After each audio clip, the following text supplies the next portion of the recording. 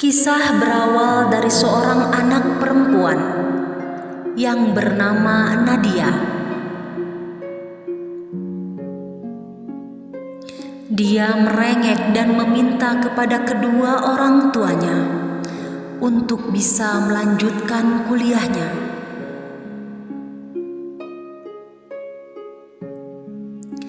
Namun orang tua Nadia menolaknya dikarenakan kondisi perekonomian yang tidak memungkinkan.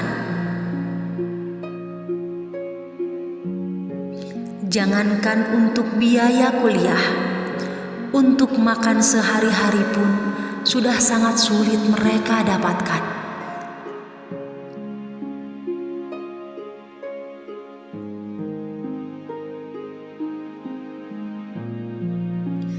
Nadia terlihat sangat sedih mendengar keputusan orang tuanya yang sudah tak mampu untuk melanjutkan sekolahnya.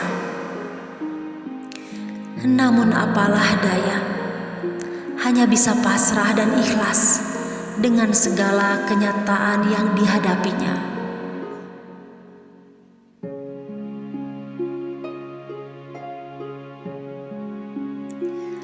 Sore itu, Nadia yang sudah mempunyai kekasih yang bernama Ihsan. Mereka berdua bertemu dan ngobrol di salah satu taman di kota itu.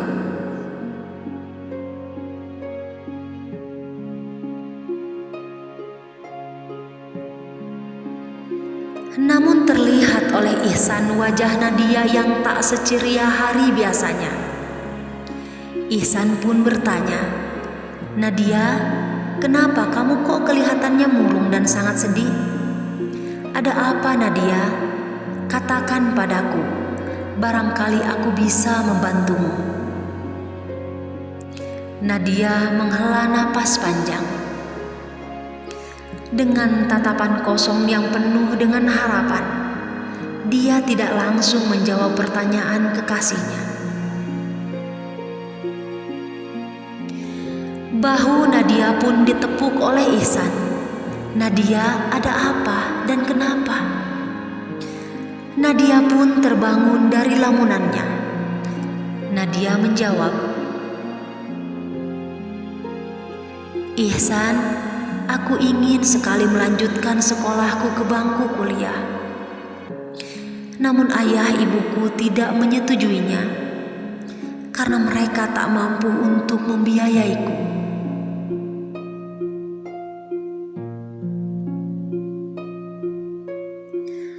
Setelah Ihsan mendengar kekasihnya, Ihsan pun berpikir sejenak dan akhirnya Ihsan berkata, "Nadia, aku akan membiayai semua kuliahmu."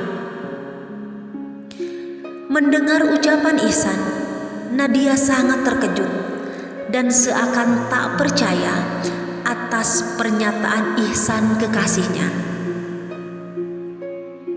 "Benarkah Ihsan atas ucapanmu? Dari mana kamu akan mendapatkan uang?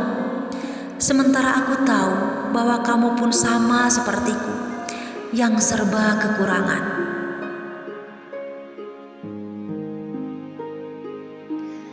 Ihsan tersenyum pada Nadia, lalu berkata, "Insya Allah, aku akan terus berusaha dan berjuang demi kamu, satu-satunya perempuan yang aku sayang. Asalkan kamu selalu ada di sampingku. Kan perjuanganku tidak akan sia-sia, bukan? Kamu kuliah pun untuk masa depan kita berdua."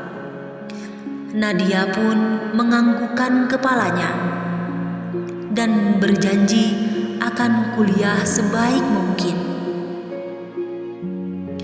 Dan dia pun berjanji akan menemani Ihsan sepanjang hidupnya.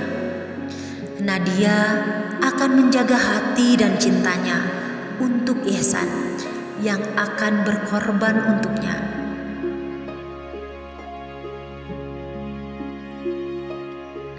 Hari-hari Ihsan jalani dengan penuh tekad dan semangat yang tinggi. Dia harus mampu membiayai kekasih pujaan hatinya. Dia harus bisa mewujudkan mimpi belahan jiwanya. Dia pun harus bisa membantu meraih dan mendapatkan segala harapan jantung hatinya.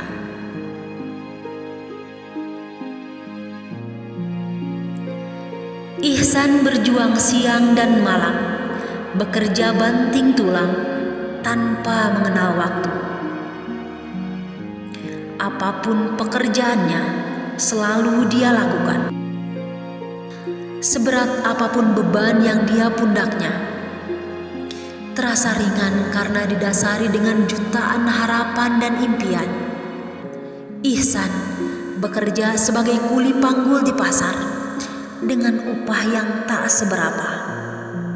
Namun dia jalani dengan sangat senang hati dan sangat bahagia.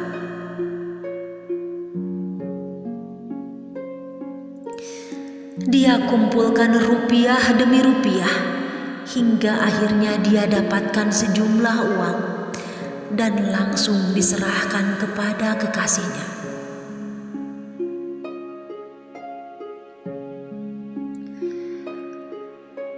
Uang yang Nadia terima membuat hatinya terharu. Nadia melihat kesungguhan hati Ihsan dalam membantunya. Nadia berjanji sampai kapanpun dia tak akan pernah lupa akan pengorbanan kekasihnya.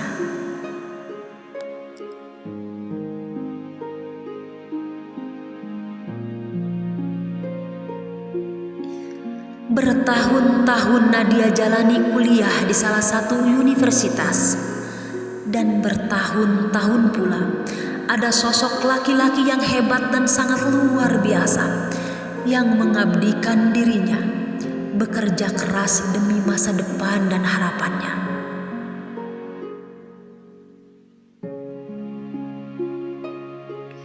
Hingga akhirnya Nadia pun telah diwisuda.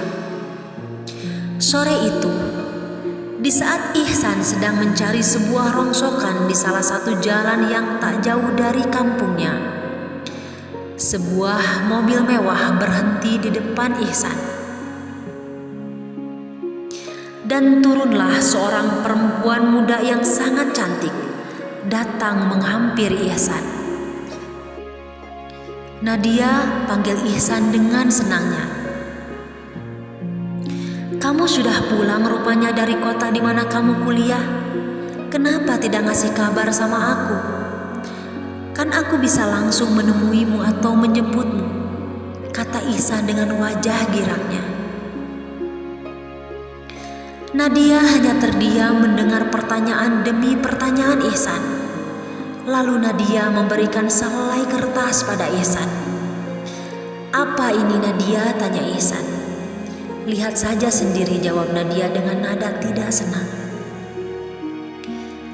Di saat Ihsan membuka selembar kertas itu, yang terlihat jelas nama Nadia Barkah dan Yusuf Al-Ghazali akan melangsungkan pernikahan seminggu yang akan datang. Ihsan terkejut melihatnya, seakan tak percaya dengan apa yang dia terima. Lalu Ihsan bertanya, "Nadia, apa maksud dari semua ini? Bukankah hubungan kita masih terjalin dan kita belum putus?" Nadia pun menjawab dengan entengnya, "Itu undangan pernikahanku dengan calon suamiku. Karena setelah aku pikir-pikir bagaimana nasibku, bagaimana masa depanku jika aku harus meneruskan hubungan denganmu. Dan kamu mau ngasih makan apa aku jika kamu menjadi suamiku? Makanya aku putuskan untuk memilih Yusuf dan meninggalkanmu karena Yusuf lebih segalanya darimu. Yusuf bekerja dengan sangat baik, dan aku yakin jika aku hidup dengannya, aku akan bahagia. Namun jika aku memaksakan hidup denganmu, pasti aku akan sengsara."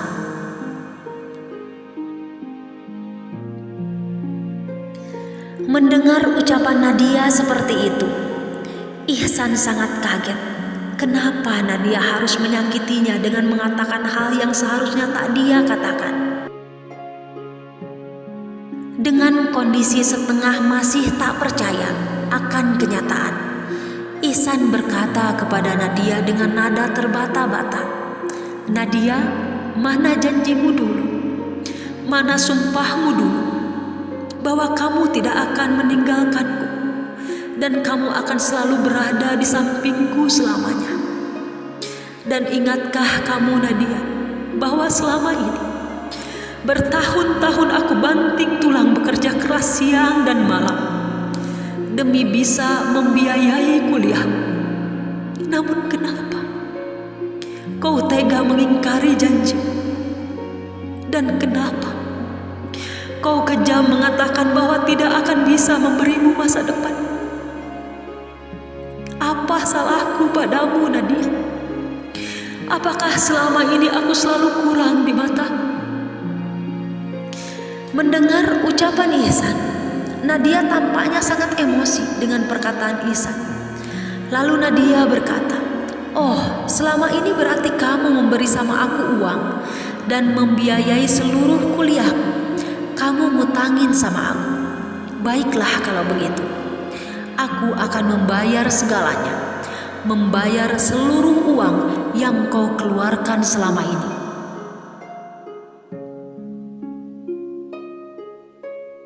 Nadia pun dengan cepat membuka pintu mobilnya dan mengambil setumpuk uang dan dilemparkan ke wajah Ihsan. "Nih, aku telah mengembalikan uang yang selama ini kamu beri padaku. Mulai sekarang, kita tak ada hubungan apapun."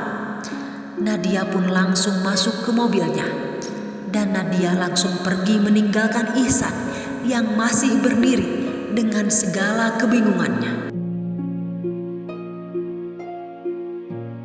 Ihsan memanggil nama Nadia, namun Nadia sama sekali tidak menghiraukan Ihsan.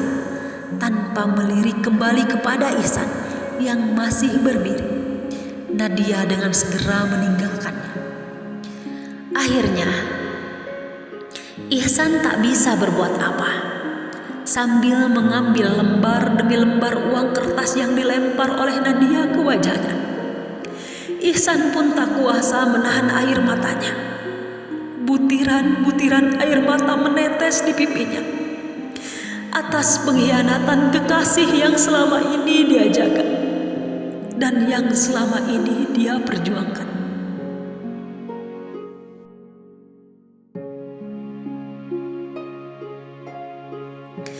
Dua tahun lamanya Nadia menjalin rumah tangganya dengan Yusuf. Harta yang melimpah kini sedikit demi sedikit hilang darinya. Mobil mewah yang setia menemani mereka berdua, kini mereka harus rela melepasnya demi membayar utang piutangnya. Pekerjaan yang sangat bagus yang dulu dibanggakan oleh Nadia istrinya, kini bangkrut sudah dan sudah tidak produktif lagi. Dan mereka harus menjual barang-barang berharganya demi memenuhi kebutuhan hidupnya.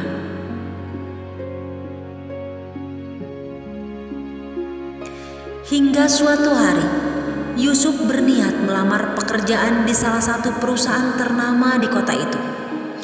Di saat Yusuf bertemu dengan pemilik perusahaan yang sangat tampan, ramah, dan sangat baik hati, Yusuf pun dengan mudahnya diterima di perusahaan ternama itu. Kabar yang sangat menyenangkan hati Yusuf. Dia sangat berterima kasih kepada pemimpin perusahaan yang telah menyelamatkan dia dari berbagai tuntutan hidup yang sedang dihadapinya. Namun sebelum Yusuf keluar dari ruangan itu, sang manajer perusahaan meminta Yusuf menemuinya nanti malam di salah satu restoran untuk membicarakan masalah pekerjaan. Dengan senang hati Yusuf menerima ajakan bosnya. Dan bosnya Yusuf meminta agar istrinya dibawa pulang sambil membicarakan masalah kerja, sambil makan-makan bersama keluarga. Yusuf pulang ke rumah dengan membawa kejutan kepada istrinya bahwa dia telah diterima di perusahaan ternama, dan kebetulan bosnya yang masih sangat muda sangat baik dan ramah padanya, sehingga meminta mereka nanti malam datang ke restoran untuk membicarakan planning pekerjaan ke depannya.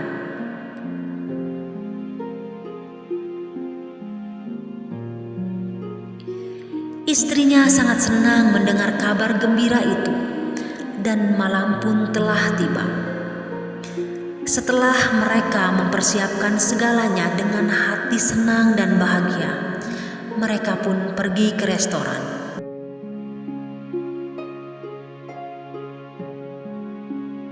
Sesampainya di salah satu restoran yang telah ditentukan, Yusuf menyuruh istrinya menunggu sebentar saja karena Yusuf akan ke kamar mandi.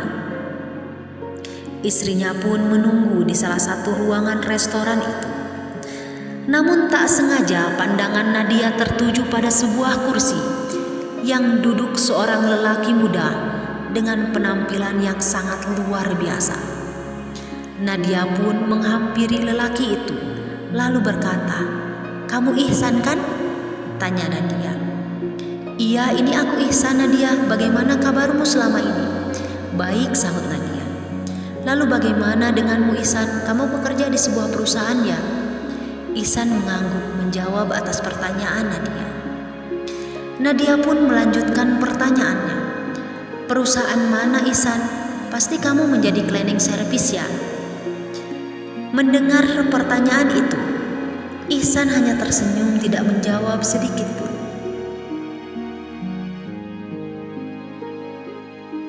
Nadia pun bertanya lagi, "Tapi kok kamu rapi banget pakaiannya?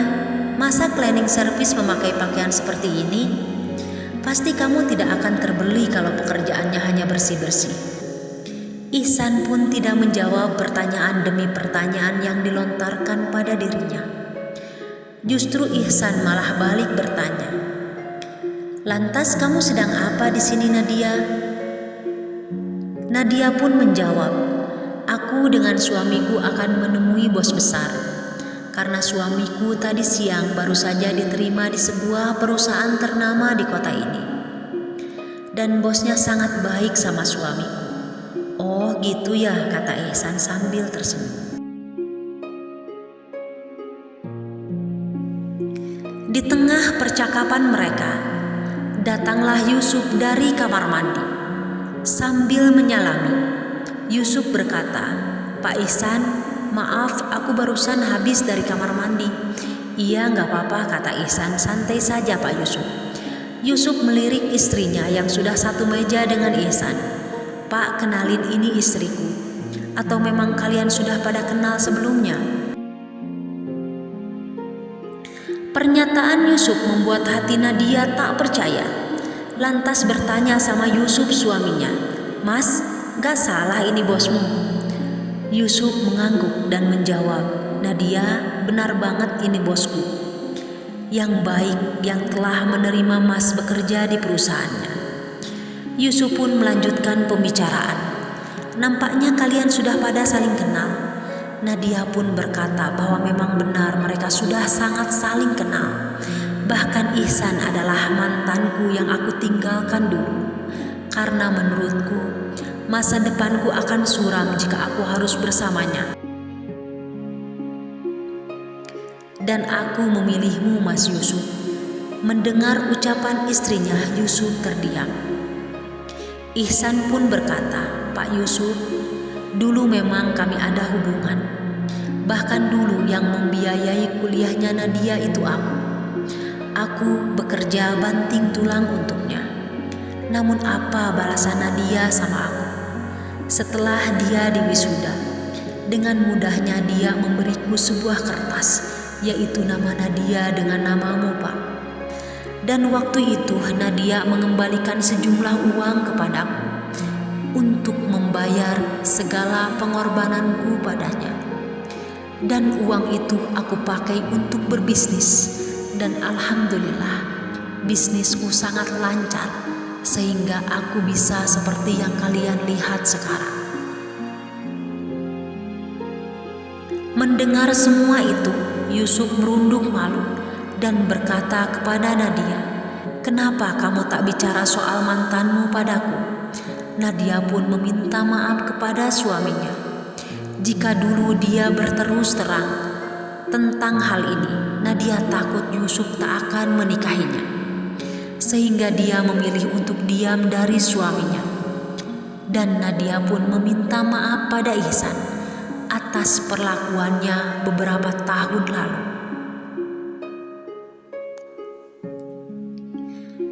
Ihsan pun dengan rendah hati memaafkan segalanya. Semua terjadi atas kehendak Sang Maha Kuasa. Sudahlah, itu hanya masa lalu, ucap Ihsan. Ihsan pun memanggil seorang perempuan yang sangat cantik dan sangat sopan sekali. "Nadia, Pak Yusuf, kenalkan, ini istriku," kata Ihsan. Nadia pun bersalaman dengan istrinya Yusuf. Nadia bertanya, "Bagaimana dengan pekerjaan suamiku? Apakah suamiku akan tetap diterima di perusahaan Bapak? Atau Bapak mengurungkan niat Bapak untuk menerima suamiku setelah mengetahui segalanya?" Mendengar pertanyaan Nadia, Ihsan tersenyum lalu berkata, "Aku akan tetap menerima suamimu bekerja di perusahaan." Nadia dan suaminya sangat senang dan berterima kasih atas kebaikan Ihsan padanya, dan mereka pun meminta maaf atas segalanya. Juga mereka berpamitan. Demikianlah sahabat kisah cinta yang dialami oleh Ihsan yang sangat mengharukan. Pengorbanan dibalas dengan pengkhianatan. Namun di balik semua kejadian ada hikmah besar yang Allah telah siapkan. Semoga kisah ini memberi kita sebuah pelajaran hidup.